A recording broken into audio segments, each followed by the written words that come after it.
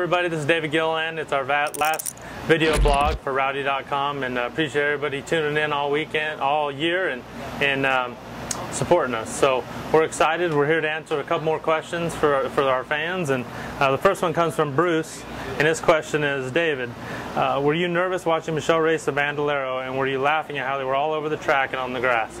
Absolutely on both. I was pretty nervous watching her. You know, those cars, they get going pretty fast, and none of those girls had very much experience, so it was definitely nerve-wracking. I got to laughing pretty hard about halfway through it, and Michelle says she'll never make fun of me again, so it was definitely worth her doing it. But I was definitely nervous, way more nervous. It reminded me a lot of when I watched my son Todd race, and how nervous I get with him, buckling him in, and nervous, half nervous for something to happen to him and get hurt, but the other half being nervous for them not going to be able to do as well as they would like. So it was definitely a nerve-wracking experience. And our second question is from Bera in Sweden, and they want to know, have you ever been to Sweden? I have not. I would like to go visit there sometime. I have a funny story about Sweden. I had a really good friend when I was racing out in California that did all the bodies on a race car named Tommy Eriksson, and he was from Sweden, and he used to always tell me anything good comes from Sweden. So he had a welding helmet, I'll never remember. I put it on, I was welding, I said, man, this is the best helmet I've ever used, and he said, it's from Sweden like me. So that's kind of my funny Sweden story, but maybe someday I'll be able to go check it out.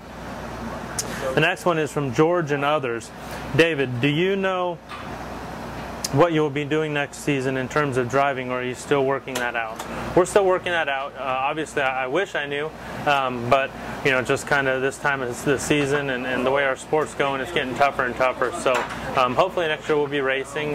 We're getting closer, and hopefully we can get something sealed up soon, and I can let all my fans know. The next one is from Jolly. It says, David, Gilly's gang will support you no matter what happens. Could you imagine driving in a race series other than NASCAR? If so, which? Yeah, definitely. I mean, if there's no opportunities in NASCAR, obviously I'm not just going to sit at home and not try and drive. My passion is racing, and if we have to look in other series, I think I've always thought it'd be fun to try a road racing series somewhere. Try that. So something a little bit different. We'll see what happens. Hopefully we're still in NASCAR. That's our focus right now. The last one is from Mary. It says, if Santa were to bring you your first Cup win, what track would you pick for that first win? I'd have to say probably Daytona. We, being on the pole there in the past and finishing third there this year, Daytona is awesome. There's no other track like it. There's so many fans, the layout, the history with the track. Just an awesome racetrack, and if we could ever win the Daytona 500, it'd be really special. So that's a good point. I'm going to ask Santa for that this year. We'll see. You have to stay tuned in February and see how well he does on my Christmas wish list. Rowdy.com. Say it like it is. Say what like it is? Rowdy.com.